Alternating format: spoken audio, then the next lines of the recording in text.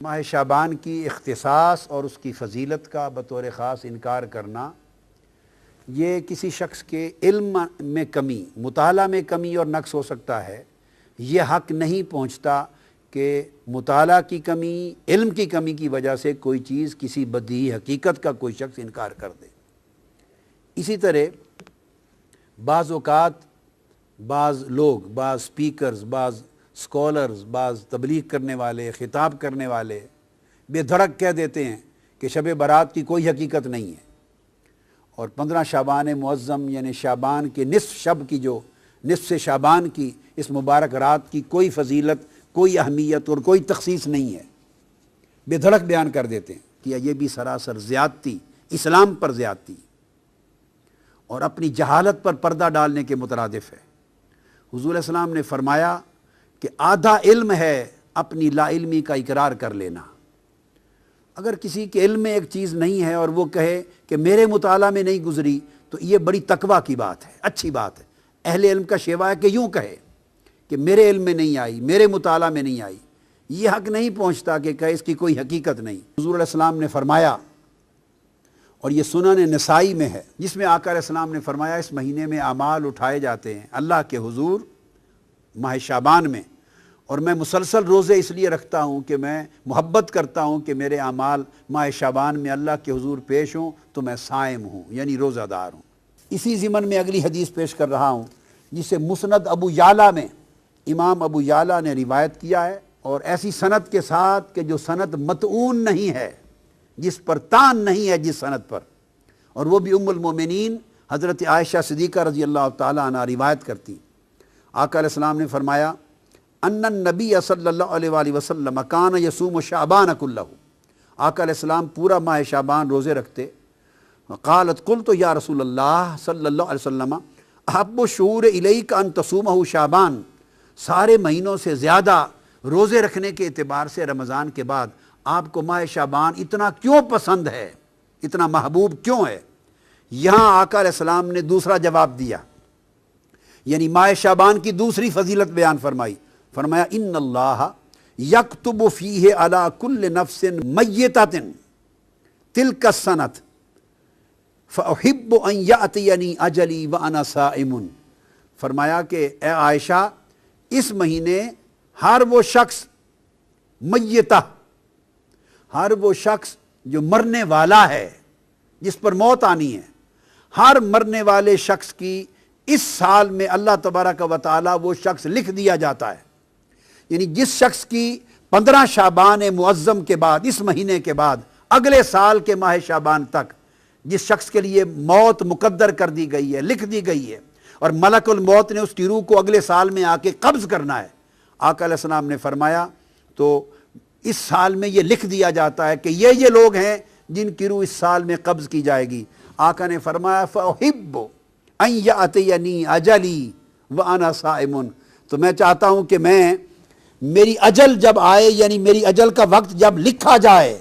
تو میں اس وقت روزے کی حالت میں ہوں، میں پسند کرتا ہوں اس بات کو۔ تو آقا علیہ السلام نے اس کی ایک اور فضیلت بیان کی، اور امام ترمذی نے حضرت انس بن مالک رضی اللہ تعالیٰ عنہ سے اپنے اسناد کے ساتھ روایت کی۔ آقا نے فرمایا کہ افضل صوم بعد رمضان شعبان لتعظیم رمضان، کہ رمضان کے بعد سب سے افضل روزے شعبان کے ہیں، اس لیے کہ شعبان کی تعظیم رمضان کی وجہ سے ہے، یا شعبان کی فضیلت رمضان کی وجہ سے ہے۔ اب ان دو حدیثوں کے بعد میں اس وقت نصف شب رمضان کے موضوع پر ترمذی شریف کی طرف آ رہا ہوں۔ صحیح بخاری اور صحیح مسلم سے عمومی شعبان کی فضیلتیں بیان ہو چکی، اب صحیح سیاہ ستہ کی معتبر کتاب جامع ترمذی، سنن ترمذی، اس کی طرف آ رہے ہیں۔ اس کا باب 39۔ اب وہ لوگ اس پر توجہ کریں جن کا یہ خیال ہے کہ شب برات کا اور 15 شب شعبان کا کوئی وجود، کوئی حقیقت اور کوئی فضیلت اور کوئی تخصیص نہیں ہے۔ انہیں چاہیے کہ کتب حدیث کھول کے پڑھیں، یا اساتذہ کے پاس، شیوخ کے پاس زانو تلمذ طے کریں قبل اس کے کہ وہ جھوٹے فتوے جاری کریں جہالت پر مبنی۔ باب 39 امام ترمذی نے باب قائم کیا ہے، باب ما جاء فی لیلۃ النصف من شعبان،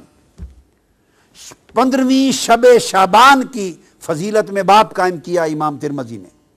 اور عنوان ہی یہ شب نصف شعبان قائم کیا اس عنوان کے ساتھ۔ اور آگے پھر امام ترمذی نے حدیث نقل کی ہے، جس حدیث کی راوی پھر ام المومنین حضرت عائشہ صدیقہ رضی اللہ تعالی عنہا ہیں، اور ان سے روایت کیا ہے حضرت عروہ نے، عن عروہ عن عائشہ رضی اللہ تعالی عنہا قالت فقدت رسول اللہ صلی اللہ علیہ وآلہ وسلم لیلۃ فخرجت فاذا هو بالبقیع۔ اب یہاں دو باتیں ثابت ہوں گی۔ ام المومنین عائشہ صدیقہ رضی اللہ تعالیٰ عنہ فرماتی ہیں اس 15 شعبان کی رات تھی، جسے ہم شب برات کہتے ہیں، یہ 15 نصف شعبان کی رات تھی۔ میں نے اچانک رات کو دیکھا کہ آقا علیہ الصلوۃ والسلام اپنے بستر مبارک پہ آرام فرما نہیں تھے۔ جب میں نے دیکھا کہ بستر پہ آرام فرما نہیں ہیں تو میں فوراً گھر سے نکل پڑی آپ کی تلاش میں۔ جب تلاش میں نکلی تو فیضا ہوا بالبقیع، میں نے آقا علیہ السلام کو جنت البقیع یعنی بقیع کے قبرستان میں پایا۔ یہاں سے دو باتیں ثابت ہوئیں، ایک امام ترمذی کا 15 شعبان کی شب کے عنوان سے پورا باب قائم کرنا، اور سیدہ عائشہ صدیقہ رضی اللہ تعالی عنہا سے آقا علیہ السلام کی اس سنت کو روایت کرنا کہ 15 شعبان کی شب اٹھ کر عبادت کرنا آقا علیہ السلام کی سنت تھا بطور خاص۔ اور صرف عبادت نہیں، اس شب آقا علیہ السلام قبرستان تشریف لے گئے، جنت البقیع میں تشریف لے گئے، تو دو سنتیں ثابت ہوئی۔ بعض لوگ اس مغالطے میں بھی مبتلا ہیں، اور میں نے پڑھا ہے بعض اخبارات میں، بعض لوگوں نے کہہ دیا کہ قبرستان جانا اور فاتحہ کرنا بھی اس رات میں کہیں ثابت نہیں ہے۔ تو دیکھیے یہ سنن ترمذی کے باب سے ثابت ہے، آقا علیہ السلام کی سنت سے ثابت ہے کہ عائشہ صدیقہ رضی اللہ تعالی عنہا نے آپ کو جنت البقیع میں پایا، اور جب آپ ان کے پاس پہنچی تو آقا علیہ السلام نے فرمایا اکنت تخافین ان یحیف اللہ علیک ورسولہ، اے عائشہ صدیقہ رضی اللہ تعالی عنہ دوڑتی دوڑتی مجھے تلاش کرنے کے لیے آئی ہو، تمہارا کیا خیال ہے اللہ اور اللہ کا رسول تمہاری حق تلفی کرے گا؟ اب یہاں ایک بڑا لطیف نکتہ ہے، ان کو ایک گمان گزرا تھا جس کو آگے بیان کرتی ہیں، قلت یا رسول اللہ انی ظننت انک اتیت بعد نسائک، یا رسول اللہ صلی اللہ علیہ وسلم مجھے خیال گزرا، گمان گزرا کہ شاید آپ کسی اور زوجہ مطہرہ کے حجرے میں تشریف لینے گئے ہوں۔ یعنی وہ رات باری کے اعتبار سے ام المومنین عائشہ صدیقہ کی تھی، اور ایک بتقاضاء بشریت جب اٹھی نصف شب رات کو 15 شعبان کو تو دیکھا آقا تشریف فرما نہیں ہے، ایسے بتقاضاء بشری خیال آیا کہ کہیں آقا علیہ السلام کسی اور زوجہ مطہرہ کے ہاں تشریف نہ لے گئے ہوں۔ اب آقا علیہ السلام ان کے ذہن میں اس مخفی خیال کو جان گئے، یہ اس نبی کی بصیرت ہے، یہ اس نبی کا علم ہے، نبی کا کشف ہے، نبی کی نگاہ ہے کہ وہ کس خیال کے پیش نظر وہ تلاش کر رہی ہیں۔ تو آپ نے فرمایا ایک تو جان گئے، دوسرا فرمایا کیا تیرا خیال ہے کہ اللہ اور اللہ کا رسول وہ تمہاری حق تلفی کریں گے؟ یعنی اٹھے آقا علیہ السلام تھے، تلاش حضور کی ذات کی ہو رہی تھی، مگر آقا علیہ السلام نے ان کا گمان جو آقا علیہ السلام کے بارے میں تھا اس پر اللہ کا اسم شامل کر کے فرمایا کیا تیرا خیال ہے کہ اللہ اور اللہ کا رسول حق تلفی کریں گے؟ یہ نہیں فرمایا کہ رسول حق تلفی کرے گا، نہیں، بلکہ فرمایا کہ اللہ اور اللہ کا رسول ایسا کریں گے۔ اشارہ اس امر کی طرف تھا کہ رسول کا ہر عمل وہ رسول کا نہیں ہوتا، وہ اللہ کا عمل تصور ہوتا ہے، اور رسول کی نسبت سوء ظن اللہ کی نسبت سوء ظن ہوتا ہے، رسول کا ادب اللہ کا ادب ہوتا ہے، اور رسول سے حسن ظن اور حسن ادب اللہ کے ساتھ حسن ظن اور حسن ادب ہوتا ہے۔ یہ مقام رسالت کا بھی اشارہ فرما دیا۔ انہوں نے جب عرض کیا یا رسول اللہ مجھے یہ گمان گزرا کہ شاید آپ کسی زوجہ مطہرہ کے ہاں تشریف نہ لے گئے ہوں، تو اس پر آقا علیہ السلام نے فرمایا نہیں، بات یہ ہے عائشہ، فقال ان اللہ عز وجل ینزل لیلۃ النصف من شعبان، کہ جب شعبان کی 15ویں کی رات آتی ہے تو اللہ تبارک و تعالی الی السماء الدنیا، آسمان دنیا کی طرف ایک خاص شان کے ساتھ نازل ہو جاتا ہے۔ اب آپ دیکھیے یوں تو آسمان دنیا کی طرف ہر رات کے پچھلے پیر نازل ہوتا ہے، تو تو جب نصف شعبان کی رات کی تخصیص فرمائی تو اس کا مطلب ہے اس رات کسی اور شان کے ساتھ، بڑی عظیم مغفرت کے اعلان کے ساتھ، عظیم رحمتوں کے اعلان کے ساتھ، عظیم عطا اور سخا کے اعلان کے ساتھ اتر آتا ہے فَيَغْفِرُ لِأَكْثَرَ مِنْ عَدَدِ شَعْرِ غَنَمِ كَلْبٍ۔ تو ایک قبیلے کا ذکر کیا جن کے پاس بہت بکریاں ہوتی تھیں، فرمایا وہ قبیلہ جس کے پاس دنیا میں سب سے زیادہ بکریاں ہیں، ان بکریوں کے اوپر جتنے بال ہیں ان بالوں سے بھی بڑھ کر اس رات اللہ میری امت کی بخشش فرما دیتا ہے۔ اس لیے اس کو شب برات کہتے ہیں کہ اس رات دوزخ سے آزادی ہوتی ہے، برات ہوتی ہے، بخشش کا اللہ کی طرف سے اعلان ہوتا ہے۔ اور اس کے بعد امام ترمذی روایت کرتے ہیں وفی الباب عن ابی بکر الصدیق، اسی باب میں اسی موضوع پر یہ حدیث سیدنا ابو بکر صدیق رضی اللہ تعالیٰ عنہ نے بھی روایت کی ہے۔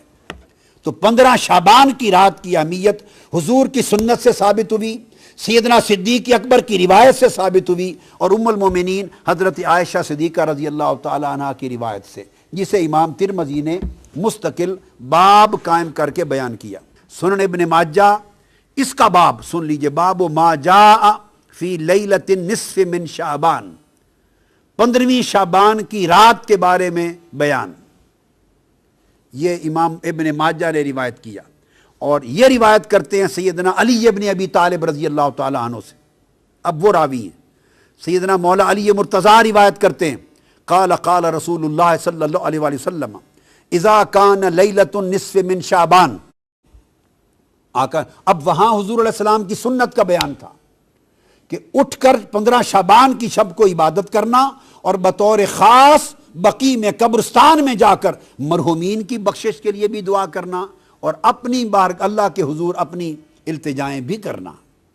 اور آخرت کو بھی یاد کرنا، یہ ایک سنت تھی۔ اسی سنت کے تحت اس شب مسلمانوں کی بھاری اکثریت قبرستان جا کے فاتحہ خوانی کرتے اور اپنی آخرت اور موت کو یاد کرتے ہیں،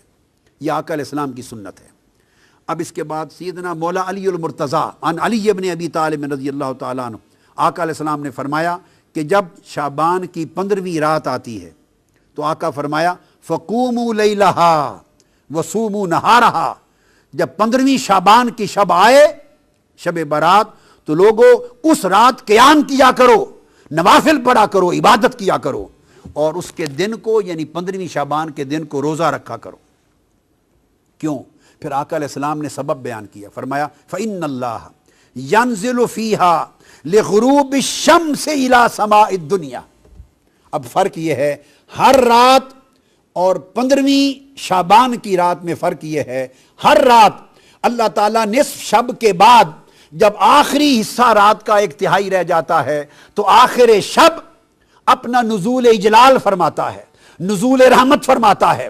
اور اس وقت آسمان دنیا پہ آ کے بندوں کی بخشش کے لیے ندا فرماتا ہے، یہ آخر شب ہے۔ اور 15 شعبان کی رات کی خصوصیت یہ ہے، آقا نے فرمایا ینزل فیہا لغروب الشمس الی سماء الدنیا، کہ ادھر سورج غروب ہوتا ہے 14ویں شعبان کا، تو غروب آفتاب کے ساتھ ہی اللہ تعالیٰ آسمان دنیا پر اپنی شان قدرت کے ساتھ نزول اجلال فرماتا ہے، اور طلوع فجر تک اللہ تعالیٰ انسانوں کے قریب آسمان دنیا پر آ کر لوگوں کی بخشش و مغفرت کا سامان فرماتے رہتے ہیں۔ فَيَقُول، اور اللہ پاک فرماتا ہے أَلَا مِن مُسْتَغْفِرٍ لِّي فَأَغْفِرَ لَهُ، 15 شعبان کی شب اللہ پاک غروب آفتاب کے بعد سے اعلان فرمانا شروع کرتے ہیں، ہے کوئی مجھ سے استغفار کرنے والا، گناہوں کی معافی مانگنے والا، سو میں اس کو معاف کر دوں۔ الا مسترزقن فارزقہ، ہے کوئی مجھ سے رزق طلب کرنے والا، سو میں اس کے رزق میں وسعت عطا کر دوں۔ الا مبتلا فاعافیہ، ہے کوئی مصائب و آلام میں مبتلا شخص